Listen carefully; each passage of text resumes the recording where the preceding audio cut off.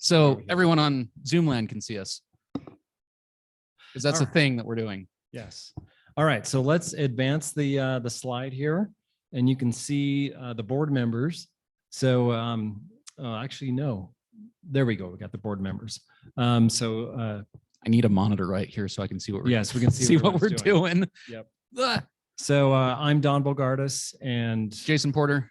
And then we've got Jonathan over here. Jonathan as well. Bronson is running our Zoom center here.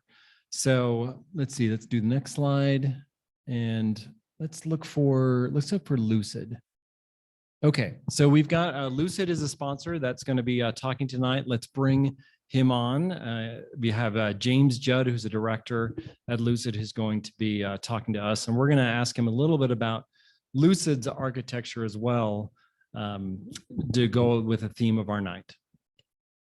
And just so everyone knows, we are here at Lucid Software, and we've got a number of attendees live here as well. We had some pizza, so in the future, there was a complaint about not enough pepperoni pizza though. And so there's been a little bit of a hubbub there. First come, first served. That's right. Get here earlier for more pizza. That's the lesson that we've learned. So. We're also going to be doing these live going forward as well. So if you're here locally, within, I don't know, 30 minutes or so, definitely come see us live. We're going to be doing these live going forward.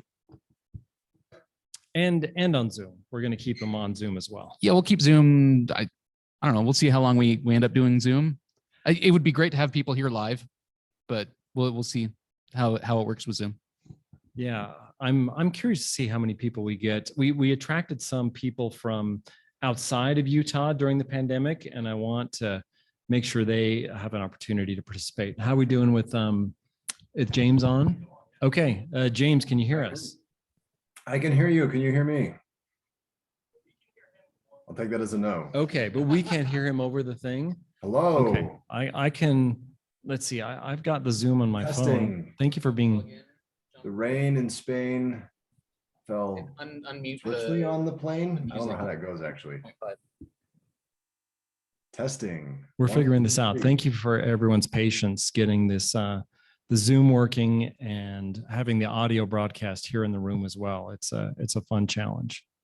All right, mic check. Mic check. 1 2 1 2 3. All right, we can hear you. You can hear me. Yep. Awesome. Well, thanks everybody for coming out to UJUG tonight. My name's James Judd. I'm an engineering director at Lucid Software. And as I heard, the tech talk tonight is about architecture. So I want to talk for real quick, just 1 minute, about Lucid Software and some of the fun architectural challenges we have. So for those of you who are unfamiliar, Lucid Software makes Lucid Chart, Lucid Spark, and Lucid Scale. These are online in the browser collaborative editors for diagramming, brainstorming, and cloud architecture, visualization, and inspection. So as you can think about that, we have this online in the browser, like essentially vector graphics editor, put editor in air quotes, in which you need to have, you need to be able to support hundreds of people editing at the same time, moving things around, rendering, fitting everything in a frame budget, doing that in a single thread in JavaScript, building a backend that can support that and make it go like super great. So some really fun architectural challenges. Now I'm a little bit biased because I work here, of course, but if it got the gears turning in your head, you're thinking, hey, that sounds kind of like, it'd be kind of fun as you think through how you might build something like that. Well, please feel free to reach out. I'm happy to chat. My email address is james@lucidchart.com. And again, I hope everybody enjoys their evening, and thanks for coming out to UJUG. So James, what do you feel is the most innovative thing that Lucid did to meet its architectural challenges? Well, that's an interesting question. I think it depends on the year that you asked me that question.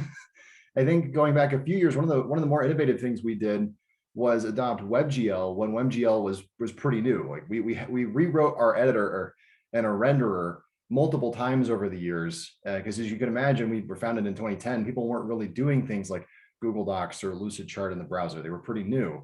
So when WebGL came out, you could use the graphics card and you could write shaders and get hardware acceleration when you're doing your own rendering. That was huge. So I think like to date, that's probably one of the bigger ones. The other one that I would toss out there is we migrated from Google Closure compatible JavaScript to TypeScript.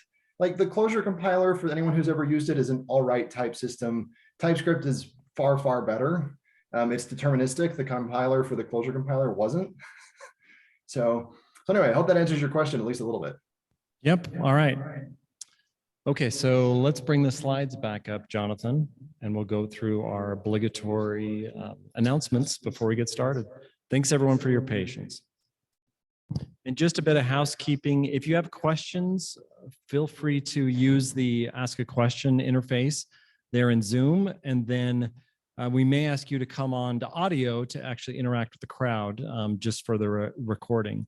So that'll be a fun. Appreciate your patience. All right. So for sponsors, Goldman Sachs, Diamond sponsor, JFrog. And so these are the sponsors that give us money that allowed us to present to you. So please prefer them when you have alternatives. Go ahead with the next slides. Overstock, Applitools.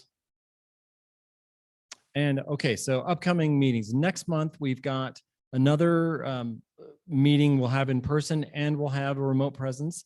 This is Leslie Brooks. Jason, do you want to tell them a little bit what you know about Leslie? So we found Leslie through the Atlanta user group, which is just slightly larger than us. For those that are not familiar, we had DevNexus last week over in Atlanta, and we had a JUG Leader Summit that kicked off that conference that was on day 0. And we had, how many people did we have there? There were somewhere between 20 or 30 JUG leaders that were there from around the world. It was really good to see. As far as North American JUGs go, UJUG is actually number 3 in attendance in people that show up. So we are behind Atlanta, and Atlanta is behind New York. No, we're bigger than Chicago. We're bigger than Chicago. Yes. So we found Leslie through Atlanta JUG.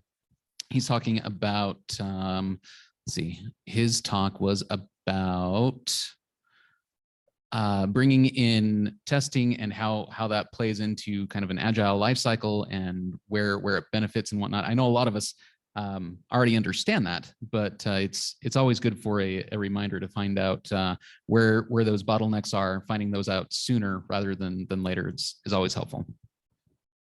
Super. All right. So let's go to the next slide. Okay. So upcoming meetings. Besides, that's May. For the summer, we've got Brian Sletton, Mark Richards, and Nate Shuda. So that's an all-star summer cast. And that will also all be online, but we'd love to see you in person as well. Okay, next slide.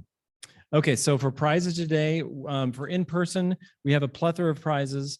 Everyone here is going to get something pretty good. For online, we've got JetBrains, Agile Learner, and I'm not sure if Tech will sponsor something, but they're on there from last month. So they're probably obligated to give something away because I screwed up the slides.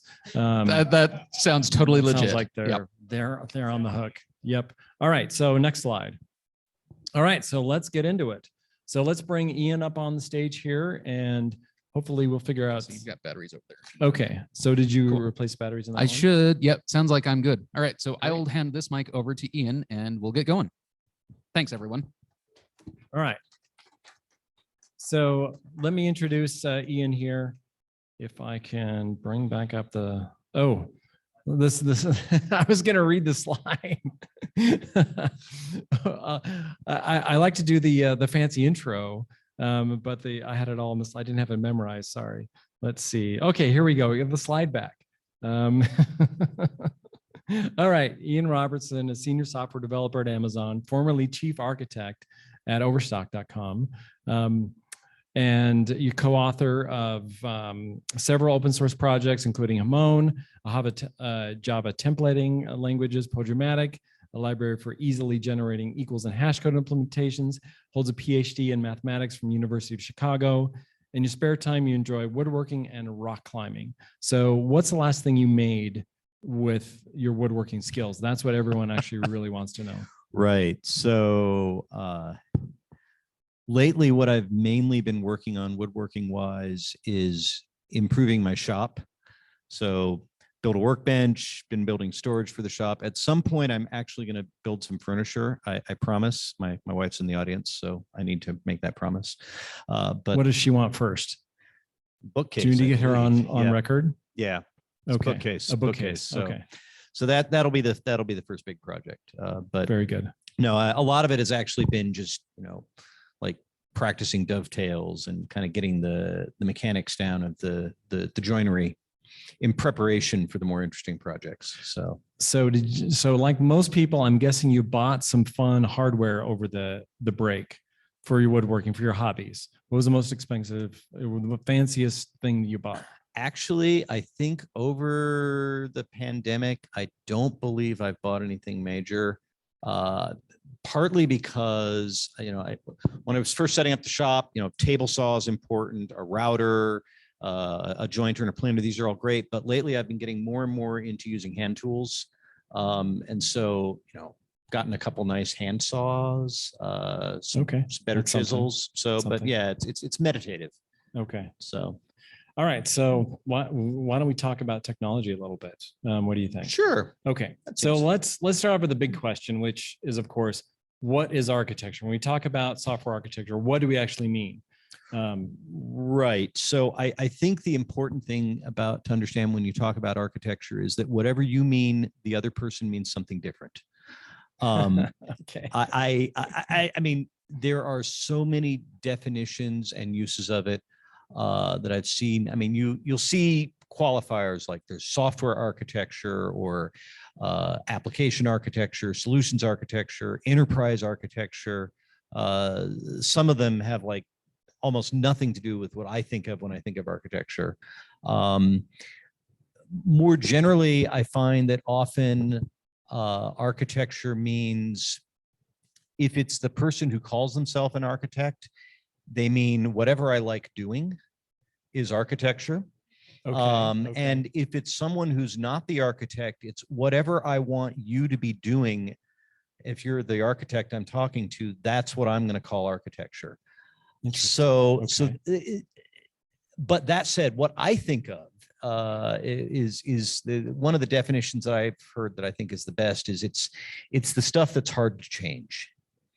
There's a lot of things, with refactoring and so forth, you can make a lot of easy changes, but some things, if you're going to decide halfway through, I think I want to switch from a SQL database to a document database.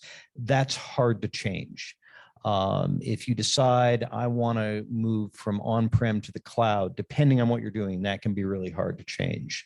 I want to switch from a JVM language to Python. That can be a lot of work. And so it's a lot of it is just the choices you make that are going to be difficult to undo later, but also even within a given set of technologies, how are you going to lay out your data model?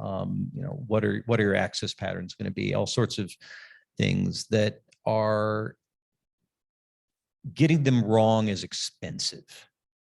And so that's what I tend to think of as architecture as much as anything, is just trying to look ahead and see what is it that's going to be that we're going to have to worry about next year that we'll wish we'd thought about now. Okay, so there's a definitely forward-looking component in there where you're trying to see what challenges are coming around the corner and be ready for those. Right. And at the same time, intentionally deciding which challenges you're not going to worry about. Interesting. Talk about that more. This is something I struggle with a lot. I tend to look at a system and think, okay, what are all the corner cases? Because you need to worry about the corner cases to know that you've got some way of handling them. And then my natural tendency is to try to come up with the ideal way of handling them. And you can go nowhere if you worry about that too much. So saying, all right, we definitely want to have 3 nines of uptime, but we don't need 5, for example. Deciding at what level things are good enough so that you don't get into analysis paralysis, you don't find yourself gold plating your solution too much without ever delivering any value. Interesting. So I think we've all heard the maxim, like premature optimization, root of all evil. How do you feel about that one? And do you have any other, really easy ones that you can dole out for us? Let's see. That's a good question. Definitely premature optimization is a good one. So you like that one? You endorse? Oh, very much so. Okay. Yes. I mean, I think it's important to understand where things can get really bad. So, optimizing generally is a problem, but it's fine to say, that's a nice O of n factorial solution that you're proposing. And let's see if we could maybe avoid that. But yes, trying to cut down something by a factor of 3 probably won't matter in most cases if it's already pretty fast. Any optimization in code on a method that talks to a database over the wire is probably pointless because that's going to dominate. So yeah, definitely premature optimization. That's a good one. Other maxims, they're not coming to my head right now. So, but I'm sure hopefully a few will come as we keep talking. So. Okay. So let's talk about the kind of the mind of a software architect. You've interviewed and talked to so many software developers in your lifetime. What are the when you see technologists think through problems, what tells you like this person has the mind that could grow into a good architect? Like what do you look for? That's a really good question. Smart. I mean, it's a complex domain. You need to be able to think about a lot of different things at once. You need to be thinking about near-term and long-term problems. And so it definitely is good to be able to think, but that's not nearly enough. Because there's a lot of smart developers. There are, and some of them, I think most of them can be good architects, but they may not be yet. I've worked with several developers. There was a stage earlier in my career where I'd be working with a developer and they'd do a few things. I think, wow, gosh, that they're fine, but they're never gonna make anything of themselves. And I have been so wrong. So interesting. Oh Okay. yeah, no, I've really learned to understand the difference between not architect material and just not architect material yet. Okay. So definitely, I try not to write people off for the long term. Probably, assuming that someone is smart, assuming they understand the basic technology and are familiar with the domain and so forth. The next most important thing is judgment, and that generally comes from experience. Back when running the architecture team at Overstock, there were multiple occasions where there was someone who was clearly a very strong technologist and we decided was not ready for architecture. And then a little later they were. It's important to make mistakes and learn from those. It's important to, run with a few ideas and see why they work, why they don't work. Experience tends to give humility, which is another good thing. It's difficult to learn humility while you're an architect. And so it's interesting. So you learned it before because the humility is not going to come after. One of the problems with being called architect is that people tend to assume that you know what you're doing. And you're expected to be authoritative. And you are expected to be authoritative. And sometimes you have to be authoritative because sometimes people come to you with ideas that aren't going to work. And so you get in the habit of, or at least I know I did, I started to get in the habit of sort of, well, no, that's not going to work. And let me explain why. And really sort of, shooting ideas down too quickly and thinking it was fine because no one is going to call you out on it. Yeah. So let's say, we've all run into the situation where someone proposes an idea, which you clearly have in your head is like, that's not a good solution. And tell me how you think through that. I mean, do you initially like fight that inclination and really consider it, or I do these days. Okay. One of the most interesting pieces of feedback I ever got from a 360 review was, I don't know who said it, but it was, Ian is really hard to argue with, especially because he's almost always right. What are you supposed to do with that? My thought was like, Be less right. this is a bad thing. I'm not seeing the problem here. And it took me a few years to see that, no, it really is a bad thing. Someone comes with a suggestion. So as technologists, we all know it's not just enough to see problems, you need to offer solutions. And so someone would see a problem and then they would come with a solution. And the solution itself would have a problem. And being busy and too many things to think about, I said, well, that's just not going to work because of problem X. And the right answer is, in that situation, not to just say, okay, that's not going to work, thank you for playing, but to say, okay, well, let's take a step back and figure out what is the problem we're trying to solve first, and really focus on that, and then say, okay, this may not solve that problem, but are there other ways? Can we work together to come up with a solution? And that, I think, taking so long to realize that is probably one of the things I am most ashamed of. Interesting. Okay. Yeah.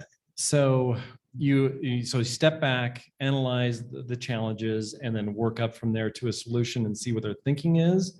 Okay. Yeah. And really taking the time to understand the problem. It's very easy. I think as technologists, a lot of us, certainly I know I struggle with this. It's very easy to jump into solution mode really quickly. You see a problem and you immediately start thinking, how's the best way to fix this? Oh, wait, I remember the single responsibility principle. That would be perfect here. The sooner you jump into a solution, the sooner you stop paying attention to additional details in the problem. Oh, that's an interesting way to think. Or at least for me, it's that way. So I try to hold off, and then also kind of keep questioning as I go. Okay, wait a minute, are there other factors? And then just being willing to quickly pivot and say, I was wrong. That's a really hard skill for me anyway. But what I'm discovering is the more often I do it and the world doesn't end, the easier it becomes. Okay. It's actually self-rewarding to admit you're wrong and then be able to improve from there. So let's keep on that theme when Ian was wrong. And and so let's talk about times in your career where you have just done a 180 on something, where you're like, I thought this at one point, but I have changed my mind, completely later on as you learned more and you grew. Sure. So one that really, several that really come to mind are from back when I was at Overstock. And partly there because it was really easy to be wrong and to not realize it, because when you're chief architect, a lot of people aren't willing to say you're wrong. Fortunately, I had people on my team that were willing to say that I was wrong. And some of them here today. Yes, a couple are here today actually, okay. And but smug looks on their faces. Yeah, and they're thinking, you didn't listen soon enough, but. And I didn't, but so one example was early on at Overstock. This was when dependency injection was still getting going. Spring was up and coming, but not really quite there yet. I developed a different solution that worked. I could argue easily that it worked as well, and it solved our problems just as well. And at first it did, but then Spring kept getting better. And I found myself spending more and more time explaining why no, Spring isn't actually any better. What I was really overlooking is, well, there were a few details. One was my solution was factory pattern based. And there was a very subtle but important factor that in the way you use it, a factory pattern, it's easy in tests to make mocks that you never need and not realize that you don't need them. And so your tests get out of hand. But beyond that, So what do you mean your tests get out of hand? so if in a factory pattern, in a unit test, if you're mocking something out, you'll say factory.set this service to be this mock implementation, and then factory set this service to be this implementation. You find yourself doing that a lot, so you make utility methods to do that for you. Pretty soon you have tests that are calling all sorts of utility methods to set all sorts of mocks. And if you start digging in, you discover some of the mocks are getting reset 3 times. Several others aren't needed. There's just no visibility into that. Okay.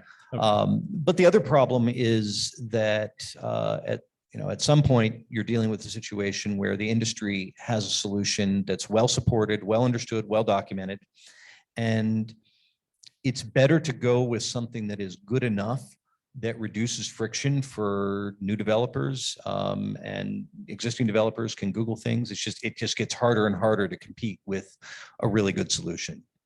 So in this example, if you could go back in time, yeah, I mean, the spring wasn't mature enough when it was needed. At what point would you have, if you redo it, say, you know what, we should switch? What would be the critical factor you balance there? Yeah, so that's always a tough call, when to make a switch, because there's always a switching cost. Yep. And so I'm not sure if there's a particular tipping point I can point to, but it definitely should have been at least a few years earlier. Okay. So this did happen, but it could have happened a few years earlier. Yeah, it actually, we were starting to have discussions about getting off of it just as I was leaving. Okay. And then I think it really happened after I left, but definitely, no. And I think that the tipping point should have been, again, people kept coming and saying, why are we using this? We could be doing this other thing.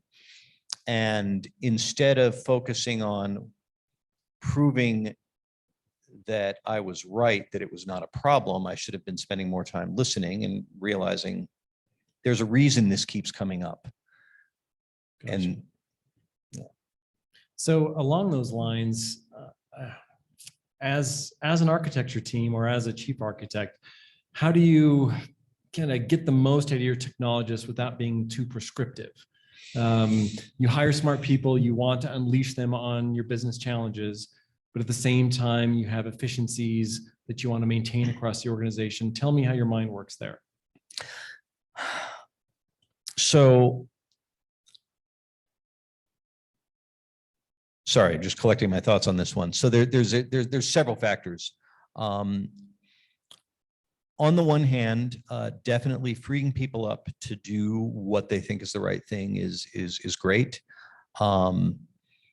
Where I get nervous is when it comes to adopting large technologies, whether that, and by a large technology, I mean something that takes a while to learn. So whether it is a new programming language or a different database, I mean, those are probably the 2 most common examples, or a different framework, especially a significant framework that's going to have large scale impact, like say switching from Juice to Spring or something like that can be, depending on how much of Spring you're using, switching from Spring to Juice could be a significant impact. If it's a large technology, it's important that enough of the people on the team that's going to be using it are familiar with the technology or want to become familiar with it. It's actually fine if they don't know it. If everyone says, this is great, we want to learn it, that's great. Team I'm on recently adopted Kotlin. One person on the team knew it. He made the pitch. We started looking at it. We tried it on a really small project, gave a presentation. We said, yeah, let's do this. But if you've got one person that says, hey, Kotlin's really cool, I'm going to just start using Kotlin without getting buy-in, and then that person goes on vacation and nobody else wants to know Kotlin, then you've got a real problem. And so I think it's important that you have a critical mass of people. And, if you're a really small team, then adjacent teams need to have access to, or you talk with adjacent teams to make sure they're cool with it, because they may end up getting pulled in on it. If you're a really small company, then pay attention to what the market is like. At Overstock, we wanted to try Scala at one point. And we, there were several people that were really enthusiastic about it, but we ended up doing a survey of developers and found out that a third of developers really wanted to use Kotlin, or sorry, Scala. A third were on the fence, and a third were like, over my dead body. And that was too high. So we said no. Seeing where Scala's gone since then, I think it was probably the right call. Explain. Scala's a theoretically fascinating language. It's very clever. These aren't actually good characteristics for an enterprise. Keep explaining. So Scala, Martin Odersky is a genius. He's surrounded by a bunch of PhD candidates and PhD holders. They're coming up with great designs to make a language that is, it's amazing, some of the things they do, the language theory that they've got there, but they're not focused on what are the properties of a language that you want when you have a large group of people working with it, when you're dealing with library updates happening at different times. There's a bunch of challenges when you do enterprise level development, when you've got lots of different teams, interdependencies, and so forth. And Scala just isn't that strong in those. It's also, it kind of suffers from the same problem as C++,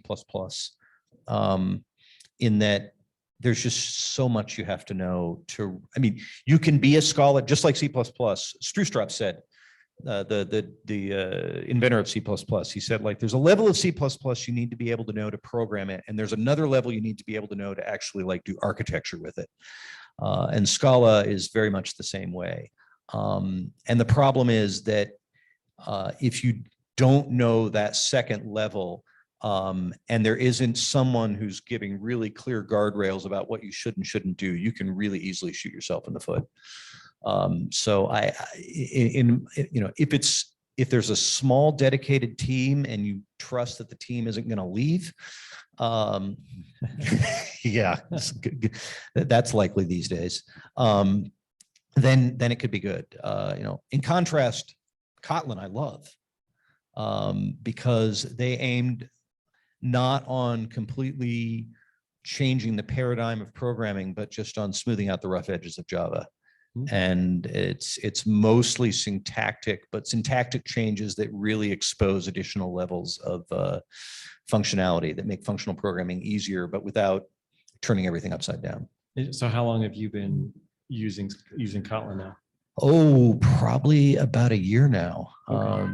Yeah, So that's enough time to really, get a feel for the differences of explain your experiences, your impressions. So what I like about Kotlin, it's not that dissimilar from Java, first of all. I mean, its syntax is maybe a little bit more like TypeScript than Java, and that, if you declare a variable, you declare the type name after the variable name instead of before. Takes a little bit of getting used to, and I still get it wrong, especially if I have to edit both kinds of code in the same day. But the syntax for Lambda expressions is just a little bit nicer.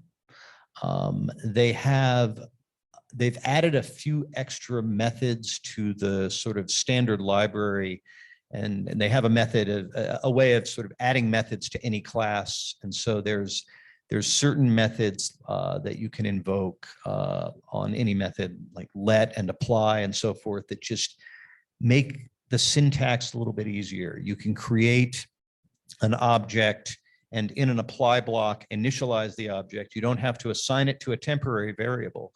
You can then just pass that directly to the method that needs it. Getting rid of temporary variables makes it easier to reason about code, because whenever you have a temporary variable, now you have to worry, did someone modify it after I declared it? And so these sorts of,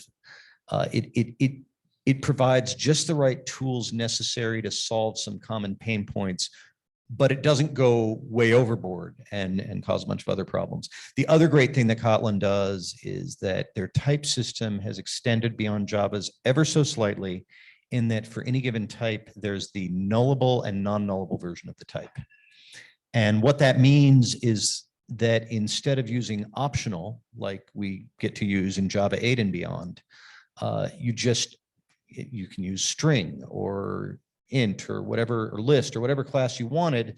And if it's possible that it's null, you just put a question mark after the type name, and that says this could be null. And then it's a compiler error to try to access null. And so null pointer exceptions, to the extent that everyone follows the right rules, just kind of go away, but without the overhead that Java had to go through to do that by introducing an optional type and requiring you plumb everything through optional dot, if present, or optional dot map and so forth. Just there's nothing, and this is what I love about Kotlin, there's almost nothing in it that is groundbreaking, and you look at it and say, wow, that's going to take me forever to learn. You read it and okay, that makes sense. I can start using this. And then you start using it and it just works. And because they haven't done any of the huge kinds of changes that a language like Scala's done, it doesn't take that long to learn. Also, if you're using IntelliJ, you can point it to a piece of Java code and say, turn this into Kotlin for me. And that's a great way to get started. You just take your code base, turn it into Kotlin, and read it. And now you know Kotlin. Kind of. I mean. Very nice. Yeah, the IDE support, of course, is spectacular. Yes. Okay, so we've glanced on this in a few ways, but I want to get your thoughts on, as an organization grows, how do you maintain the most development velocity? As you grow. I mean, there's all sorts of headwinds, overhead that piles up. What are your thoughts on that? So there's two ways to think about that. One way is when a development organization is going from 10 to 20 developers kind of problem. And the other is as a company grows. And I think there's similarities between the two, but when you grow a small development organization, documentation actually becomes really critical. Like as developers, it's really easy to ignore documentation, or at least to ignore writing it. I mean, it's in the Agile Manifesto to ignore all documentation. Isn't that what it says? Yeah. And I think, you want Agile documentation, yes, but when you start running into people saying, wait, how do you do this? And you're explaining something to someone for the 10th time, that's when, or even the 5th time or the 3rd time, that's when you start to think, if nothing else, I could save myself some time by writing this down. Now, what's especially important is to document the architecture for 2 reasons. One, if you don't know the architecture, then it's hard to make sense of anything, but also the architecture, remember, is the stuff that's harder to change. And so it's the stuff that the documentation you write for is more likely to stay relevant. Because the only worse thing than a lack of documentation is wrong documentation. If I can't find documentation for a class, I'll go figure out what the class does. But if I read documentation for a class and then find out that documentation was wrong, I will trust nothing in that entire project from that point on. Right. So yeah, I mean, that's the challenge with documentation. How do you keep it fresh and relevant and maintained? How do you remember to go back and update it? What are your thoughts on, So documentation close to the thing you're changing is good. Java doc, where it makes sense. It's right there in the class. You're much more likely, or whoever is editing it is much more likely to edit it. A README file in a project is closer at hand than a wiki, and so forth. So I think keeping it close at hand, if one of the things that you document and enforce are development guidelines, then indicate which things need to be documented and make sure developers understand that, and try to encourage that through code reviews. Like, not only do you have a unit test for this, Is the style right? But also, do we need to update our documentation on this? But you don't want to go too far. I mean, if you get into the point of view that everything needs to be documented, then you've probably gone too far.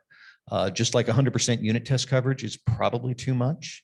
100% documentation coverage is almost certainly too much because you're just slowing yourself down at that point. A lot of things, it's not that hard to figure out. If you've got the high level documentation, here's how a call comes in. It goes through this controller layer. Okay, now I know what I'm looking for. So if I want to know what this call does, I know which controller to look at. And then I see, oh, I can follow this. I don't need documentation for that. But if I'm trying to understand how a web request comes from the public internet to my service, and where's the authentication happening, because that's in a filter somewhere that you don't normally see.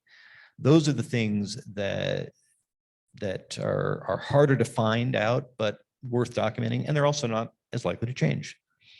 Okay, so as a small organization, documentation is more important than it's important early. Yes, yeah. So as you grow, what are some other concerns, some other tricks to maintain velocity? You know, if you've studied concurrent programming and you look at all the things that can go wrong in concurrent programming, you discover those same things can go wrong in programmers programming concurrently with each other. Is that a Dr. Seuss? You know, in concurrent programming, one of the worst things is mutable state. Well, mutable design is a problem. If I'm working on something and making a change, and you're working on something and making a change in a related component that uses the component that I'm editing, neither of us are going to know there's a problem until we hit a merge conflict. If we're lucky, we'll hit a merge conflict. More likely, it'll all merge textually just fine, but underlying assumptions get broken. So figuring out ways, you know, in concurrent programming, how do we deal with that? We try to keep things as immutable as possible. And so what that means is you start defining, and also you define boundaries, like who's allowed to, when there is mutable state, don't just let anyone mutate the state. You control who's allowed to mutate the state, and that person's responsible for making sure that there's a consistent view to the outside world. And so in the same way, defining APIs and sticking to them clearly. Early on, when web services started becoming a thing, my thinking was web services are great when you want to, you know, protect a resource or when you have different levels of scalability or something, but you know, just library calls are faster, and why wouldn't we do that? And one of the things that Sean Landis, actually a colleague of mine, kind of made me realize is that in practice, it's harder to change web service APIs, and people realize that, and so they're reluctant to do it just enough that if there is a change, there's an effort to actually communicate. Whereas when you just change a method in a library, you can do a quick IntelliJ refactoring and think you've got everything, but you forget there's another person that's got a library that's not in your workspace, and you're not going to see that change until that change isn't going to get picked up. And that, so having clearly separated units with defined responsibilities helps. And I mean, this is obviously what microservices or service-based architectures are all about. And I think it's a really good way to help things stay controlled. The only problem is figuring out where to draw the boundaries. And that's especially hard when you have a team that's growing, because this thing that was just, you know, 3 people were working on it, and suddenly now we've got 10 developers working on it. We should probably break it up, but it's not always immediately clear how to break it up. So there's some growing pains you have to go through in that. So what are your thoughts on those boundaries? How do, when they start smelling like a boundary? What? I've actually been thinking about, I've been dealing with this recently at work. And my first thought is, don't break things up just to break them up. If you have 10 people working on a service and you break it up into 2 services, but it means that everyone's going to have to work on both services, you haven't solved anything. So wait until you know a way to break it up that's actually going to help. But don't wait for it to be perfect, because that won't happen. It's one of the toughest juggling acts. But definitely sort of thinking in terms of the domain and thinking about Conway's Law. Conway's Law originally, I think, was written something to the line of, if you have 3 teams developing a compiler, you'll end up with a 3-stage compiler. And it's been interpreted more broadly to mean your organizational structure and your architecture are going to end up mirroring each other. If they're not mirroring each other, one of them is going to change to meet the other. And when you have a growing team, one of the big problems is that your organization is constantly shuffling too, because, well, I had 6 people on my team. I can manage a 6-person team. Up now it's up to 10. Okay, we need to split it up into 2 teams. Well, now we need to figure out what each team is going to work on. Well, we divide it this way, but then we discover most of the work's over on one side, so we need to shift things around. And when that constant churn is going to be reflected in your architecture. And so sometimes it's better just to say we're gonna require people to communicate a little bit more than would be ideal. We're gonna, maybe we're gonna have a larger service than feels like is appropriate for what we think is a good sized service for a little bit. But once we see something that we can pull off that feels like it's not going to be stupid or redundant to separate this out, then start peeling things out and try to get as much benefit as you can from that. Okay. So you had a talk that you gave at UJUG a while ago about API design. And could you summarize the high points of that, since we're talking about API design? Sure. Just summarize the high points of that. So if it's the talk I'm thinking of, the focus was on backwards compatibility. Yeah. Yeah. Okay. So it was when REST started becoming popular and microservices started becoming popular. One of the big questions that people had to deal with was, you've got this API, you've got your place order API. And then you want to make some changes to the place order API, and you've got clients calling the existing place order API. But now you're going to, let's say the place order API, now we want to additionally pass in a taxation jurisdiction, because it turns out that we're different, depending on where the order is going, we have different tax rules. And so one piece of advice that I was seeing a lot was, so what you do is you make place order V2, and V2 takes in the tax jurisdiction parameter, and then you wean people off of place order V1 onto place order V2. And the problem that I could see with that is, it's easy to create V2, but good luck weaning people off of V1. And until you've done that, you've got to support both of them. And in the meantime, you're going to end up with V3 and V4. And now you're just dragging yourself down. And the argument I was making there is that most API evolution can be done in a backwards compatible way. You come up with ways to pass parameters so that you can pass additional information optionally at first. And you know what to do if it's not present. There's a standard default value.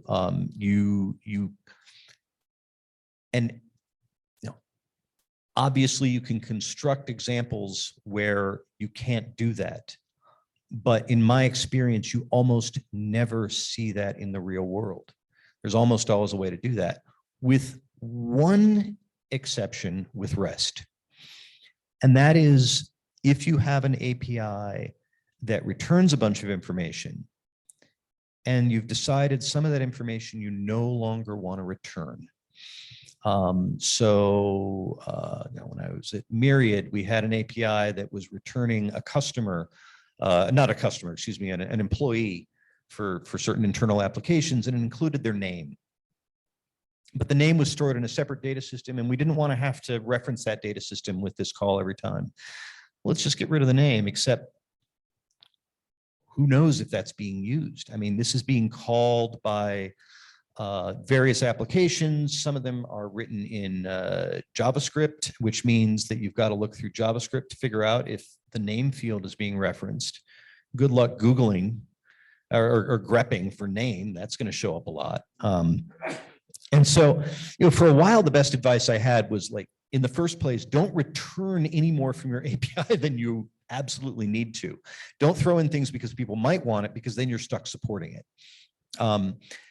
There is another option now, and someone in here is going to remember the name. It's the thing that's replaced GraphQL, and there's a lot about GraphQL that I'm not sure how I feel about, but one thing that I love about GraphQL is that part of the query, when you make a GraphQL query, is I want to invoke this operation, I'm passing you these parameters, and here's the fields I want back, and you have to list them.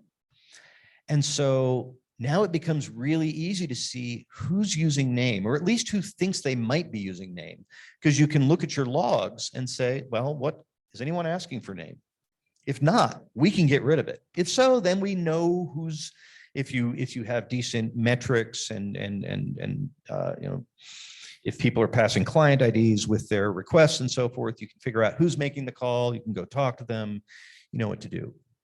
That I think was the hardest part of API design evolution. GraphQL does fix that. Unfortunately, I haven't seen GraphQL getting nearly as much uptake as I would like to see for a technology to say, this is the one that I want to switch to for everything. The tooling, I think is still maybe a little bit less prevalent. There are definitely libraries in every language for it. It's not that, it's just, I wonder a little bit about how mature it is. I haven't had a chance to look at it in the last year or two. So. Great. So I want to kind of step at a higher level here. What are you just generally excited about nowadays? Like, what do you see coming around the corner, or what are you just starting to use that is just kind of capture your imagination? We talked about Kotlin a little bit. I was just going to say, we already, you stole my thunder already. Anything else that, when you go to a conference, you seek out a talk on it, or you just, feel energized as a technologist that this is something new and upcoming? So because I've been using Kotlin for the last year, I haven't been paying as much attention as I'd like to Java, but there's some really nice stuff happening in Java. About 5 or even more years ago, they started talking about a lot of really cool stuff. The pattern matching, pattern matching on Switch, drawing a blank on some of these. Keith, what was the one you were talking about recently? Oh, the primitives. What project is that? Valkyrie. Okay, we'll say Valkyrie. It might be right. Valhalla. That sounds much better. Yes, some Wagnerian project they have. Where they're changing the way that they're trying to get rid of the distinction. I mean, in a way, you could think of it as getting rid of the importance of having primitives, at least exposed in the language. The tagline for it is writes like an object, runs like a string, or runs like an int. Writes like a string, runs like an int. And there's all sorts of interesting stuff that comes about from that. The inefficiency of optional goes away once Valhalla is done, because optional can be implemented as just the underlying pointer, and there's just language ceremony around it at that point. Arrays can become more efficient, all sorts of things. So that's a really interesting thing. Project Loom is not replacing threads, but introducing lightweight threads. So that you can have millions of threads in a JVM.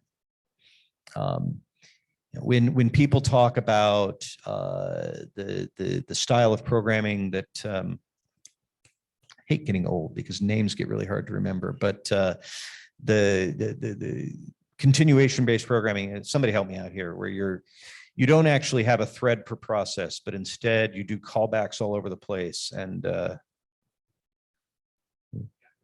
reactive programming. Thank you. Yes, that one. Reactive programming became really popular, and some people were saying, you just need to do reactive programming to get high throughput, high scalability. There's just no way to do it with threads. And Loom, I think, is going to change that again to say, it's okay to write your code the way you would write it single threaded. And now that we're not using full OS based threads, but instead letting the JVM interface between the operating system and your programming model. So I think there's actually a lot of really cool stuff in Java itself coming. A lot of the nice things that they're doing are maybe more syntactic in nature, and that gets back to Kotlin. Kotlin is just ahead of them on that. But I think we're going to keep seeing these fundamental changes in the JVM that are going to keep making it more and more powerful. And in a lot of cases, as has been the case throughout Java's development, you're not going to have to change your code. Or at most, you'll have to change a couple flags in your code to take heavy advantage of it. I think they'll be maybe not quite as transformative as introducing streams and lambdas was, but awfully close. I think at a higher level, cloud computing is definitely just continues to get better and better. I mean, amazingly, or I find it amazing that I managed to go as long as I did without really working with it. Just in part, the companies I was at weren't using cloud, but I'm at Amazon now. We use AWS. A little bit of cloud. Just a tiny little bit here and everywhere. It's really interesting, the sorts of, it's interesting in two ways. On the one hand, there's some things you can do. You can stand up a DynamoDB table and be up and running in no time. It's very easy to experiment with things. You can set up a new AWS account to do an experiment with and tear it down if it doesn't work. It's great. On the other hand, you do need to think a lot more about things like networking still. And I think that's an area where all the cloud providers are rapidly developing, getting to the point where you don't have to think as much about the aspects of plumbing that you really don't want to have to think about. This is what Chris Mackey was talking about last month. Various ways that people are dealing with that. But it's fascinating because every time one of these new technologies comes along, it changes the constraints that we have to deal with. And so, I think when you look at software architecture, most of the interesting changes are driven, at least in the past, were driven by hardware changes. Relational databases were a great idea when disk was really expensive. And you didn't want to be duplicating data all over the place because it was expensive. And you definitely didn't want the notion of an append-only database where you had full history, because you can't afford to keep all your history. As disk gets cheaper, those assumptions no longer are correct, and other things become much more attractive. And so things like the Datomic project that came out several years ago to have an append-only database where you can always access full history suddenly makes a lot more sense. I would love to see that continue to develop and techniques like that develop. Likewise, cloud computing, the idea that you need a monolith because it's really hard to deploy new servers, that doesn't make any sense anymore. But at the same time, the more we do it, the more we realize maybe we don't want to have our microservices too small, because we're spending a lot of time setting up logs and monitoring and networking connectivity and so forth. And until you've got good frameworks to support that, you say, well, there's a minimum size service we want. But then if you can do a Lambda with API gateway, maybe you discover, actually, we really can get really small. And I think that's what's the most interesting about this industry, is that whatever you learn this year, all of it will still be true, but there'll be other things that are true next year as well that are going to change what the best decision is. Interesting. All right, so I want to talk about, switch gears completely and talk about soft skills. So as you move up in an organization, just having good soft skills and influencing for people that you have to work with and have authority over. What are your hacks for effective, effective soft skills, like your quick, top 3 tips for dealing with people and influencing and so forth? Be nice or kind. is the first one. There's first of all, it's more fun to like get along with people than to be, trying to push people aside or anything like that. But if you respect people, they respect you. And that goes a long ways. Helping people out, even when it's of not direct value to you today, I have found just continues to pay dividends down the road. It builds trust. If you're dealing with technical people, especially, they want to be heard. And so make sure that you're listening. Occasionally I've had to work with people that are, they have strongly held opinions. And one thing that I found on more than one occasion when working with someone who's very strongly opinionated about this is the right way to do things is if you go to them and say, we're going to do it this way, you'll very likely get a, well, no, that's problematic because of this and this and this. If you go to them and you say, I'm looking at this problem and I want to get your thoughts on this. I was thinking we could do this way, but I want to know what you think. No, that sounds good. When people feel heard, they listen and they're more open-minded. Working with non-technical people, all of those apply. But additionally, one thing that I've found can be extremely valuable is metaphor. If you're trying to explain a concept to someone and there's a lot of deep technology that's going behind it, if you can come up with a metaphor that captures the aspects of that they need to understand, but is based on things that make sense to them, that can go a long ways. Can you give an example of one? Yeah, as I was saying that, I thought, oh boy, you're setting yourself up here. Because it's been a little while since I've had to do this, since the group I'm with right now, and everyone's pretty technical. But I'll make up an example. Let's say that you are dealing with, let's say you have a service and someone's suggesting that they just want to cache everything.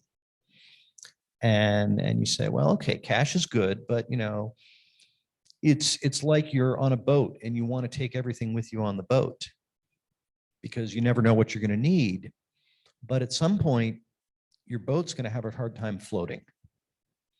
And so you need to recognize you have a limited capacity. And it's the same with the cache. The bigger the cache gets, the heavier it weighs and the harder it is to keep afloat. And we start running into problems and it becomes harder to move the boat because it's a barge and we're not as agile. And that's an incredibly leaky abstraction, no pun intended with the boat thing, but sorry. What are we supposed to believe? No pun intended, seriously. It occurred to me as I was saying it. Oh no. So I apologize. But the leaky abstraction thing is the idea where you come up with this abstraction that means you don't have to think about all the details, but then little details keep leaking through and you have to think about them anyway. And so you have to pick your metaphors carefully. You need to think about what it is that you want to communicate and come up with something that captures that, but can ignore all the details that hopefully people won't need to think about. I found that can go a long way, especially with people that are well outside technology. So not just like product managers, but folks from marketing that are trying to get something done. And really, it's all voodoo to them. And if you start saying, well, I mean, we could do a 3-table join, you've lost them. And they're at that point, like, this person, all they care about is the technology. They don't care about my problems. They're not going to listen to you because you don't seem like you're listening to them. Or so if you can express it in metaphors. There was actually a metaphor. Sometimes use the metaphors they're using and turn them around. Back at Overstock, there was at some point, we were starting to get lots of requests from marketing to go off and do this thing and that thing. We just need to do this little thing here because if we don't, we're leaving money on the table. And that became the catchphrase. We're just leaving money on the table. And so they were asking us to do one-offs here and there. And each one made sense in its own, but every additional feature you add slows you down. And if you're adding them too quickly, you're building up technical debt and it gets harder to do anything. And we were trying to figure out a way to communicate this. And eventually I said, I feel like what's happening is there's this table over here and there's a big pile of cash on it in loose bills. And we keep saying we're leaving money on the table. So we send a developer over to run and they grab a fistful of dollars and they come back and we got some money off the table. And then we send another developer over. And that's great. But meanwhile, I'm afraid what our competition is doing is sitting off in the corner building a wheelbarrow. Very nice. Very nice. So great. So I want to talk about just go down the opposite way to just people getting started in the technology industry, just beginning technologists. What advice do you give to people at this stage? Earn less money. And what I mean by that is that when you're starting out, and really often throughout your career, you will often have a choice between, well, you'll have choices between several jobs, most likely. And you may find that you're looking at one job that is, paying, let's say, $80,000, which, like, I remember starting out, that was an awful lot of money. And these days that doesn't seem like much compared to what the market is. So maybe 80,000 or even 60,000. But you're working with a team that's a good team, not toxic. People help each other out. It's in an interesting area where you're going to be learning a lot. There's going to be some really smart people on this team you can be learning from. And then there'll be another job, maybe making twice that. I don't know. But you're going to be working long hours, and you're going to be expected to produce something right out the gate. This is often actually the case, maybe not for your first job, but your second job, because now you actually know some technology and someone says, oh, you've got exactly the technologies that I need today, and I will pay for that. And they're going to put you to work and you will be using what you already know, but you're not going to be learning anything new. And basically what you're doing is you are trading off the opportunity to invest in yourself with the opportunity to make money right now. And, especially if you're young enough that you don't have excessive family obligations right out the gate and you can afford to earn a little less, there's a really good chance that that will help you out tremendously. And generally speaking, focusing on learning, I mean, it's an ongoing thing. You'll always need to be learning, but especially at the beginning, there is so much to learn. And favoring the opportunities to learn, and not just new technologies, but to work with good people. There are several people that I've worked with over the years that I learned some good tech from them. I learned a few things about Java threading or whatever, and that was great. But I still remember one of the first architects that I worked with at a company before moving out to Utah. The thing he taught me more than anything was courage. The idea that there could be this massive refactoring project where we would need to change every single class in our project.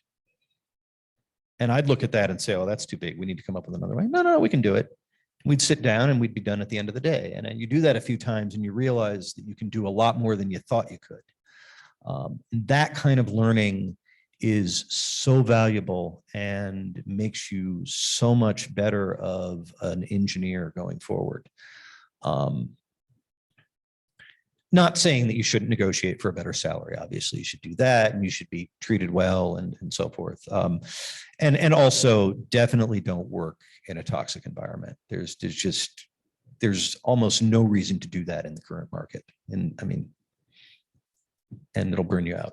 So if you're looking at potential employers, what are some, org smells that you like to pick up on to say, this is a place that I want to work, or this is a place I don't want to work? Assuming you don't know anyone there, you don't have, that golden information of someone who's already working there, telling you the real skinny. pay attention to the interview process. Do you feel respected during the interview? Places I've been at that had good interview processes also seem to have good work processes. And ones where the work processes were a little bit more stagnant, the interview process felt stagnant as well. It was optimized for the interviewer and not for the candidate. Candidate might have to come in multiple times, or just the candidate doesn't feel comfortable. Those smells, just from the few companies I've been at in both directions, there's correlation there. A company with heavy turnover is a smell. A company with really light turnover can be a smell. If everyone's been there 10 years, then everyone's learning from each other, but there's nothing new to learn because you don't have new people coming in. Definitely ask about work-life balance and pay attention to what they say, and pay attention to weasel words. If they say, oh, we generally believe in, a 40 to 50 hour week, or maybe more on occasion, that's maybe not a great sign, so. So yeah, when negotiating, do you have any negotiation tips when you come, they got the offer in hand? What are any tips you have for? I'm a horrible negotiator.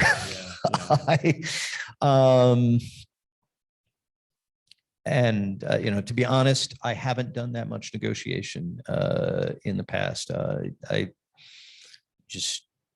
I'm maybe partly because I'm conflict averse, and honestly, we get paid too much anyway. So, but or we certainly get paid enough. It's not like there's a burning need to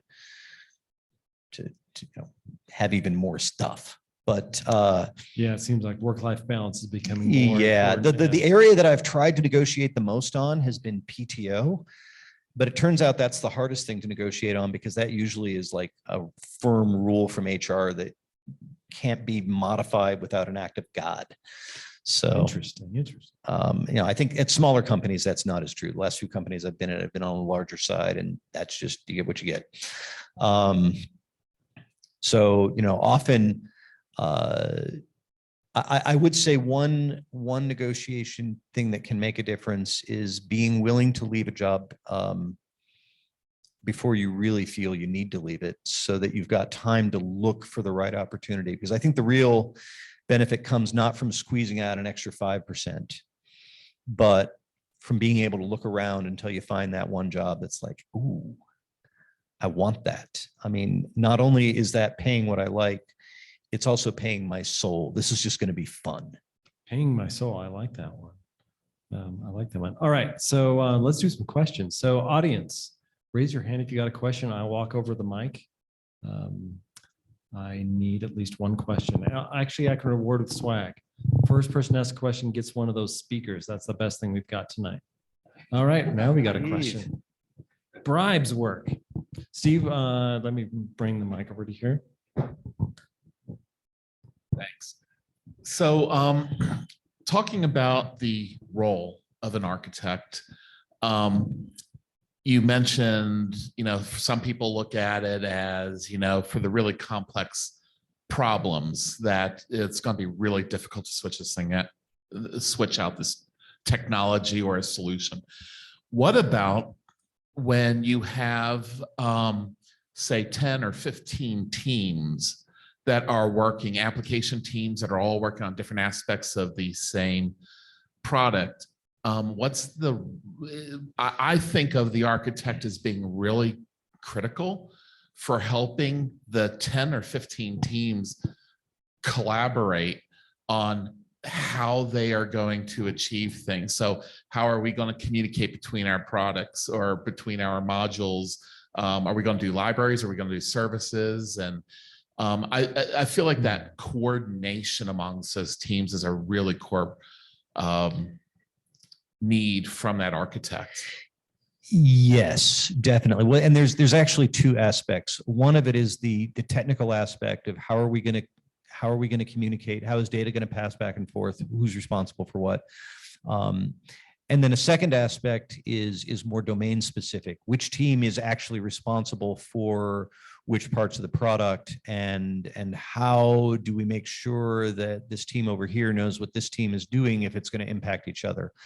I'll admit I find the first problem far more interesting than the second, even though the second problem may be more important. So that's a good example maybe of, architecture depends on, like, it's what I find interesting. So my tendency to define architecture leans towards the first, but I do acknowledge the second is equally, if not more important. Definitely coming up with strategies that make it easy for teams to interact is important. I think that a key part of architecture is actually good DevOps. If you don't, well, in the sense that there's a lot of different ways that the teams can communicate. If a team's going to create a service, they can create a service using a lot of different technologies. And you probably don't want every team to use a different technology because of that thing I was talking about previously, where people move teams, and the less technologies you have to support, the better. And there's two ways that you can fix that. One is the governance route. Architecture lays down the law and says, thou shalt do it this way. And that's a tempting route especially when you first get started in architecture, because, like, well, yeah, we'll just say this is what people have to do. And you're ignoring the human problem that people actually like to make choices, and they feel happier when they are self-actualized, and also they know things you don't.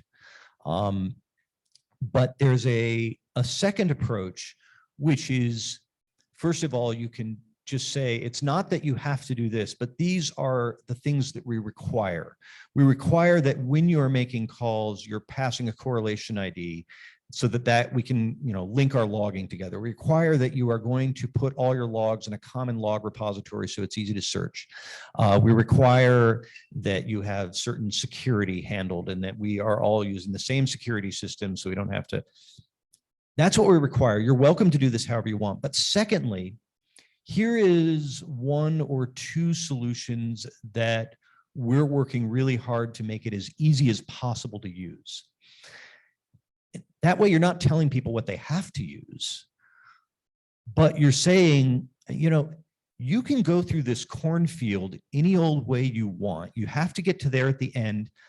There is a section where there's actually the corn has been cut down, and you don't have to, work your way through it. But it's up to you. And generally in that situation, you don't have to force anyone to do anything. People are happy because there's a nice clean path to go through. And they're more efficient. Another question from the crowd here. And the people online, please chime in the Q&A or in the chat for Zoom there. Or there's a Q&A in there, right? Yeah, so ask it in that dialogue. Can you talk about a time where you've had an architectural change that has failed, and how to quickly identify that so that you can back up in time, not to waste the resources?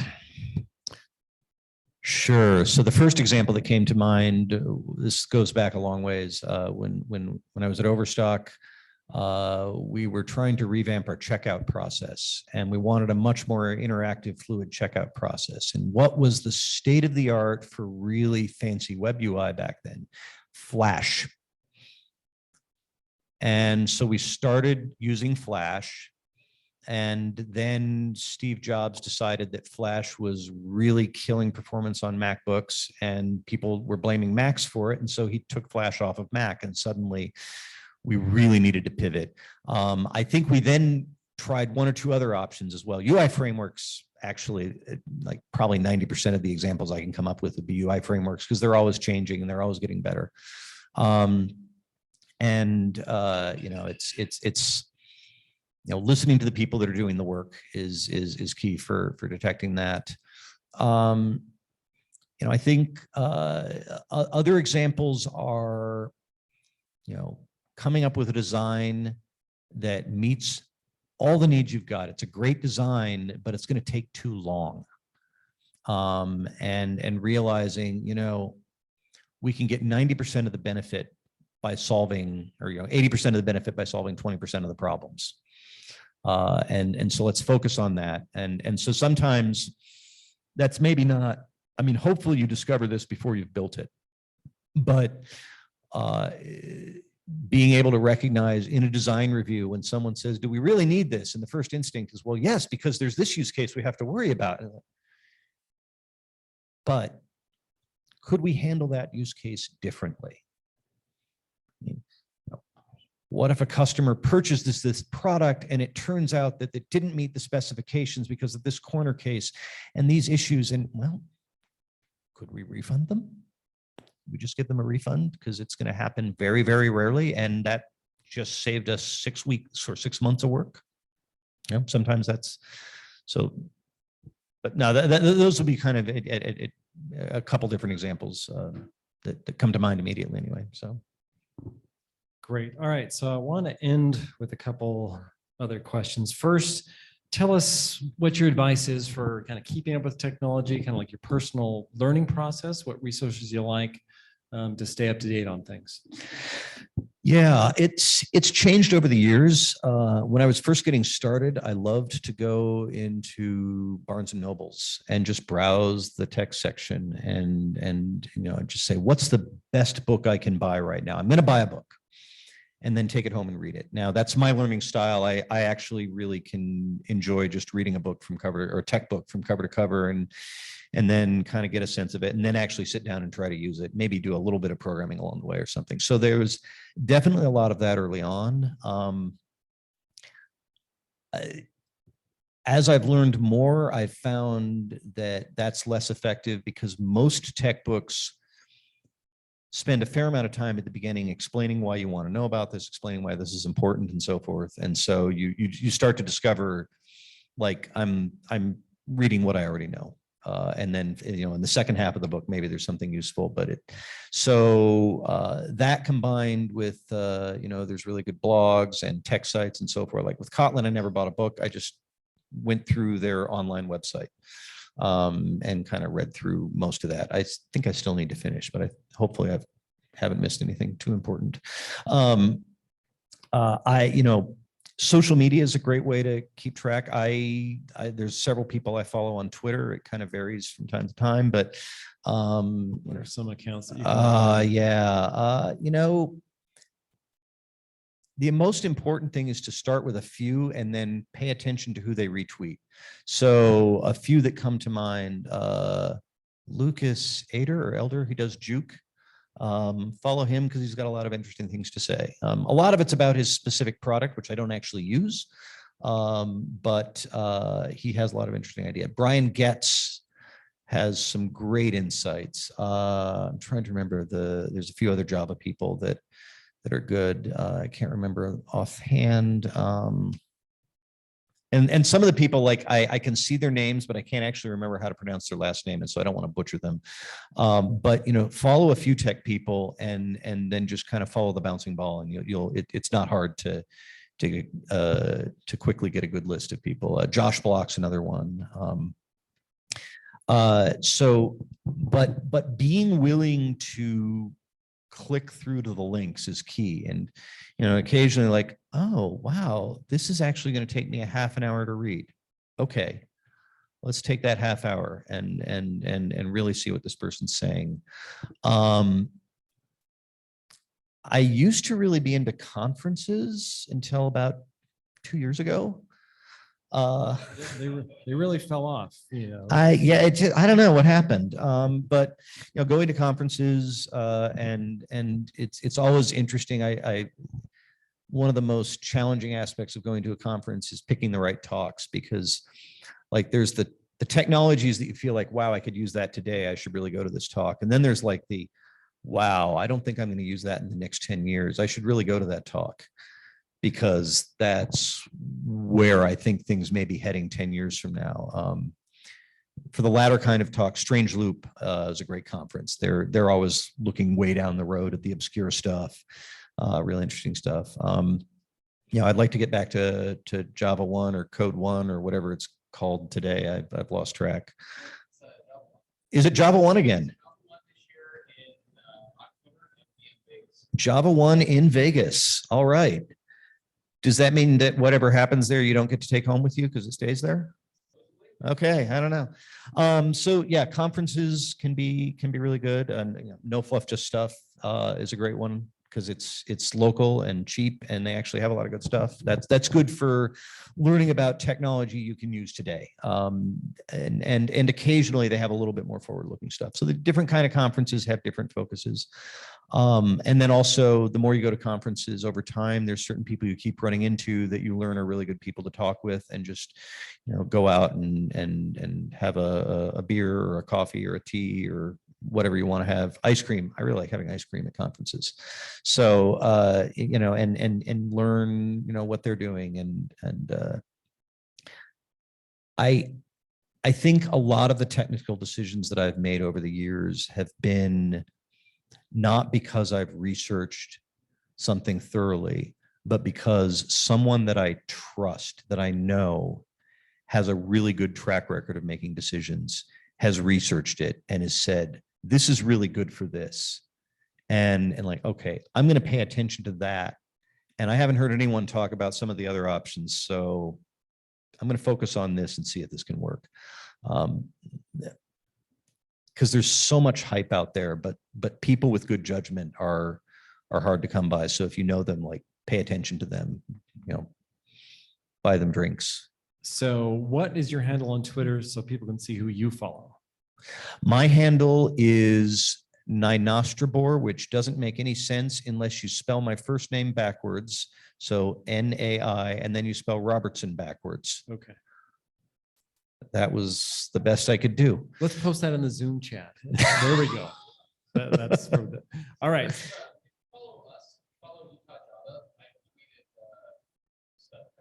Okay, if you follow Utah Java, then you'll see Ian in there. Okay, so last question. Is there anything that we haven't talked about that you just think the audience would like to know about? Just anything that we haven't talked about today? I'll pick one thing at random.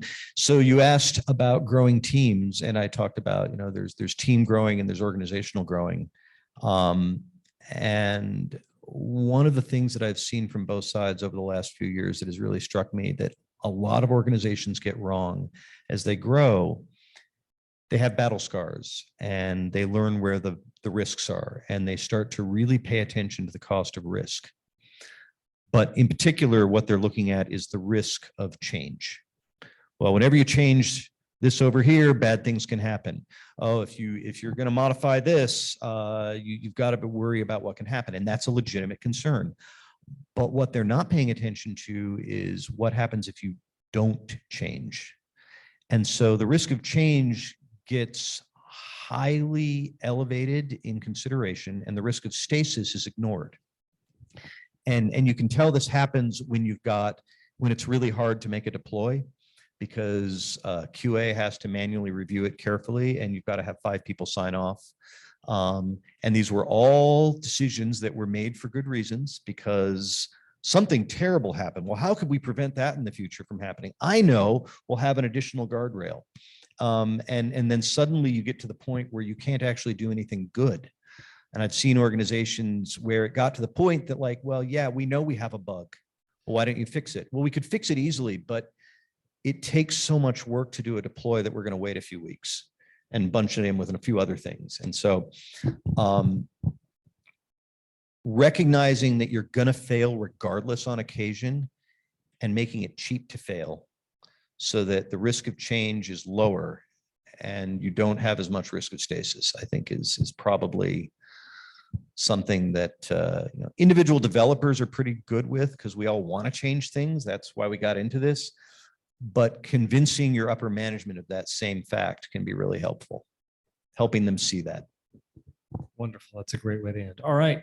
So that's it for UJUG. Remember, next month, it's always on the 3rd Thursday. We will do this in person and online as well. So this will be Leslie Brooks talking about secrets to developer productivity. So I want to thank again our speaker for tonight, Ian Robertson. Thank you so much for being here. Thanks, Don.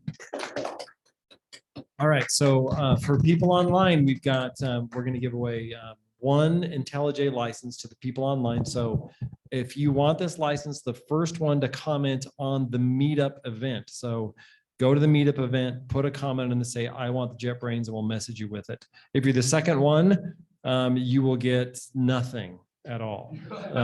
We'll probably say, nope, sorry, you lost. So go there, do it now. And the rest of the prizes we're going to give to the people here in person, and we hope to see you next month. Thank you very much.